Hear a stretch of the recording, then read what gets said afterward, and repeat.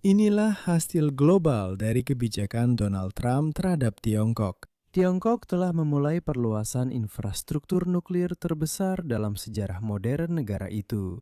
Di daerah Gurun Xinjiang, tidak jauh dari perbatasan Rusia dan Mongolia, Beijing sedang membangun jaringan besar fasilitas untuk kekuatan nuklir strategis.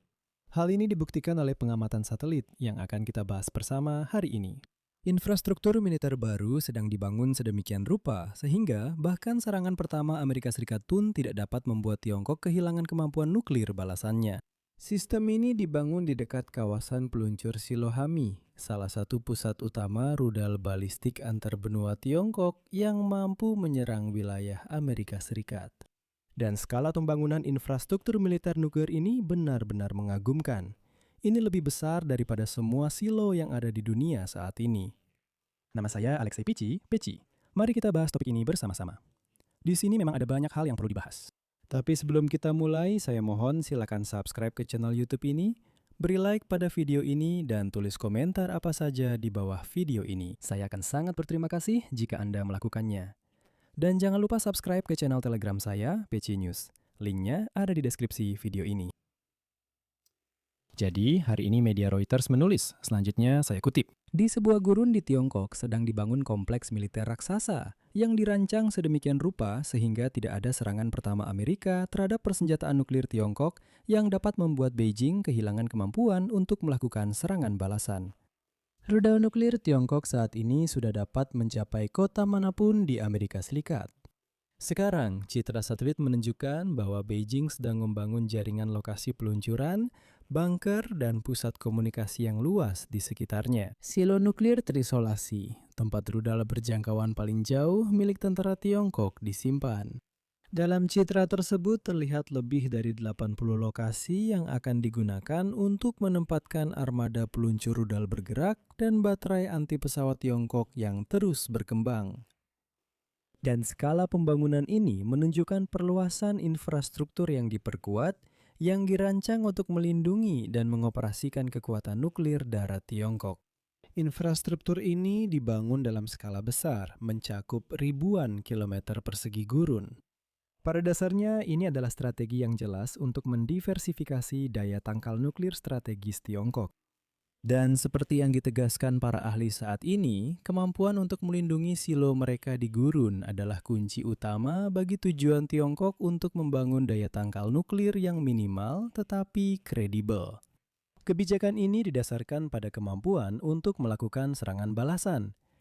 Jika Tiongkok menjadi pihak yang pertama kali terkena serangan nuklir, meskipun tentara pembebasan rakyat Tiongkok dapat meluncurkan senjata nuklir dari kapal selam dan pesawat, silo-silo di Xinjiang Barat Laut dan Provinsi Gansu tetap menjadi inti utama kekuatan nuklir Tiongkok.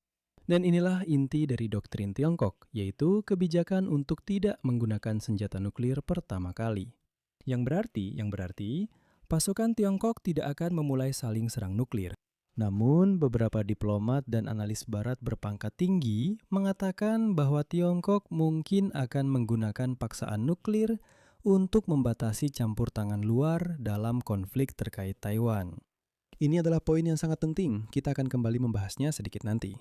Di sini saya ingatkan bahwa bulan ini pemimpin Tiongkok Xi Jinping telah memperingatkan Presiden Amerika Serikat Donald Trump bahwa akan menjadi kesalahan jika, menurutnya, penyelesaian perselisihan antara negara-negara terkait Taiwan yang dianggap Tiongkok sebagai wilayah kedaulatannya dapat membawa mereka ke situasi berbahaya hingga perang. Dan inilah penemuan tentang kekuatan nuklir. Dan seperti yang ditegaskan para ahli saat ini, infrastruktur gurun yang baru ini terpusat di sekitar 2 bangunan segi 8 yang dibangun dalam 6 tahun terakhir di Xinjiang bagian timur. Keduanya terletak di barat daya dari silo nuklir Hami. Salah satunya berjarak sekitar 140 km, yang lainnya sekitar 230 km. Citra satelit menunjukkan bahwa di dalam bangunan berbentuk segi 8 tersebut terdapat tempat tinggal untuk personel dan peralatan militer berat. Di tengah kompleks terdapat bangunan utama, di sanalah seluruh komando berada. Bagian tengah kompleks dikelilingi oleh deretan bangunan yang digunakan untuk menampung personel militer. Tingkat ketiga mungkin digunakan untuk penyimpanan peralatan militer, termasuk peluncur rudal. Di sekelilingnya terdapat beberapa bangunan sementara dan puluhan kendaraan militer. Di sampingnya terdapat bunker lapis baja dan gudang senjata yang diperkuat, serta landasan udara dan simpul kereta api yang menghubungkan kompleks Segi 8 dengan Silohami. Seperti yang terlihat pada foto, bulan ini dan sepanjang April, latihan militer dengan peralatan militer berat berlangsung di sekitar bagian utara oktagon. Bagian tengah kompleks. Pada foto terbaru juga terlihat tenda-tenda besar dan landasan peluncuran yang tersamarkan. Dibangun di gurun, di beberapa diantaranya ditempatkan baterai rudal anti pesawat.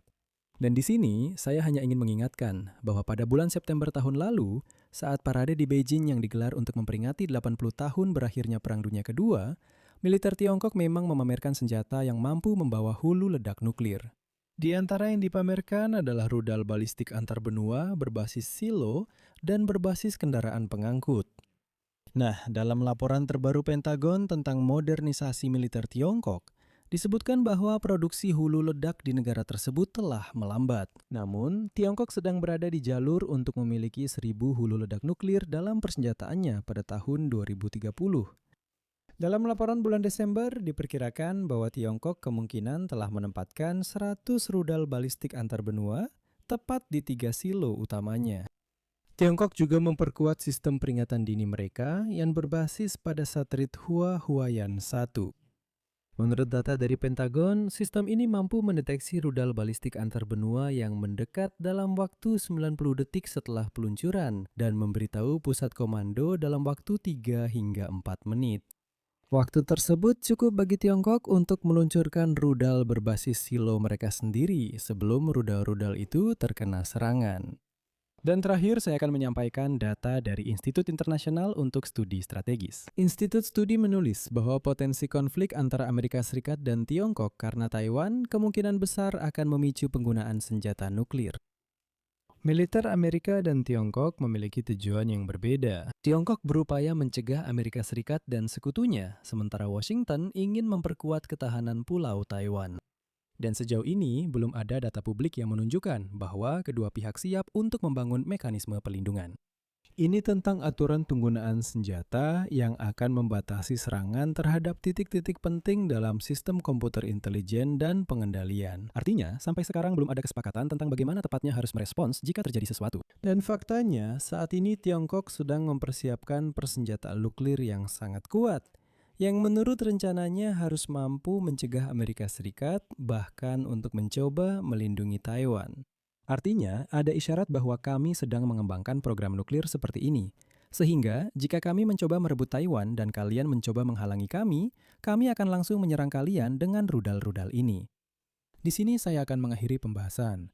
Tulis pendapat dan kesimpulan Anda di kolom komentar di bawah episode ini. Jangan lupa subscribe channel ini, tekan lonceng, dan beri like. Jika Anda ingin mendukung kerja channel YouTube ini, Anda bisa melakukannya dengan donasi melalui tautan dan informasi yang ada di deskripsi video ini, atau melalui kode QR yang ada di layar Anda. Itu saja dari saya, jaga diri Anda baik-baik, sampai jumpa.